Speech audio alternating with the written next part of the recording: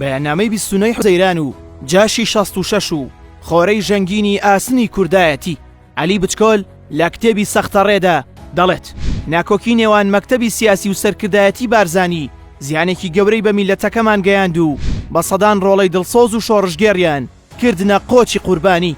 ئەم ناکۆکیە تاکو ئێستاش ئاسەواری ماوەتەوە و ئەوەی کە لەم ناکۆکیە بەدەستمان کەوت بێ لە دواکەوتنی دۆزی ڕەوای کورد هیچی تر نەبوو. ڕۆژێک لەگەڵ هاوڕێیان دانیشت بووین سەرەتای ناکۆکیەکان بوو. پەلێکی بارزانیەکان با جامانەی سوورەوە لە ناوچەی سۆرانەوە هاتن و دەیانویست بڕۆن بۆ بارەگای سەرکردایەتی. دیلێکیان پێبوو لایەندایە بنکەی ئێمە. دیلەکە زۆر سەیری ئێمەی کردو بە چاو دەیویست شتێکمان پێ بڵێ و تێمان بگەێنێ، بەڵام ئێمە هیچ شتێ نەگەیشتین. دواتر زانیمان کە بە چاو تکای کردووە کە لە مەرگ بەدەستی براکان ڕزگاری بکەین چونکە بۆ گول لە بارانکردنی دەبن. دواتر زانیاریمان پێگەشتەوە کە ئەو پیاوە مەزنە مەحموودی حاجی تۆفیق بووە کە پاش گەیشتنیان بە سەرکردایەتی گول لە باران کراوە. شەوێک بارەگای هێزی کاوە کە نەوشیروان فواد فەرماندەی هێزەکە بوو. ئەو پێشمەرگانەی کە لە یانگری مەکتەبی سیاسی بوون هەموویانی کۆ کردەوە و هەمومان بەرەو چیای ئاسۆس لە گەروەکانەوە بەڕێکەوتین. کاتێک گەیشتینە ئیلەڵای سەر و هێزێکی یەکجار زۆری پارتی بە سەرکردایەتی بارزانی بەرەو ڕوومان هات. لەوێ شەڕێکی یەکجار قورزل نێوانماندا ڕوویدا و هەتا ئێوارە ئێمە شەڕمان کرد و سنگمان کردە قەڵغانی فیشەکی براکان.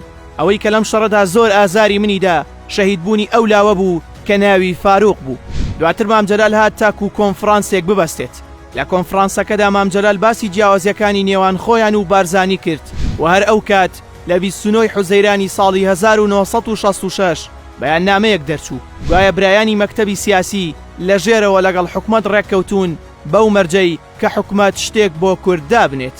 شەوی یەکەم وامانزانی کە بەیاننامەی 29 حوزەیران باز لە مەکتەبی سیاسی دەکات کەچی دەرکەوت بارزانی ئەو هەلەی قۆستوتەوە و بڕیاری ڕاگررتنی شەڕی داوە لەگەڵ حکومەتی عێراق. بۆیە مەکتەبی سیاسی ناچاری پێکدادان بوو و لەبەرەوەی هێزەکانی ئەوەندە نەبوون کە بەرگەی هێزەکانی پارتی بگرن بۆیە سەرکردایەتی ناچار بەوە بوو کە شاخ چۆڵ بکات و بگەڕێتەوە بۆ ناو شارەکان. پاش چۆڵکردنی شاخ و گەڕانەوە بە ناو شارەکان مەکتەبی سیاسیش دەستی بە ناردنی وەفدەکانی کرد بۆ لای حکومەتی عێراق. ئیترە و کات هەر لایە و بەلێدانی لاکەی تر ئەیویست لەگەڵ حکومەت ڕێک بکەوێت. هەر لەو ساڵانەدا شەڕ لە نێوان حکومەت و بارزانیدا دەستی پێ کردەوە. لادە و شاخەکان هێزی بارزانی لێبوو.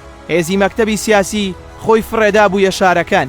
خۆی لە خۆیدا ئەم هەڵوێستەی ئێمە لاواز بوو. بەڕواڵەت ئەوەی کە بە شاخەوە بوو پێشمەرگە بوو، ئەوەی کە لە شاریش بوو دوو ناوی هەبوو.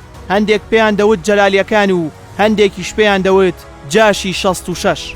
وایان دەوت چونکە براکان لەگەڵ یەک لە شاخ ڕێگەیان نەبوویەوە و دەستیان کردبوو بە براکوژی و هەر لایە و بەجیاش لەگەڵ ئەو ڕژێمە ڕێک دەکەوت کە هەردوو لای بە دوژمنی سەرسەختی خۆی سیر دەکرد. هەروەها ئەوانەی شاخی ژناوی مەلاییەکانیان لێنرابوو. واتە شەڕی مەلایی و جەلالی بوو بە یاسا و خۆرەیەکی ژەنگاوی بۆ ئاسن و پۆڵای کوردایەتی و سەرەتای دەستپێکردنی شۆڕشی گەندەڵی.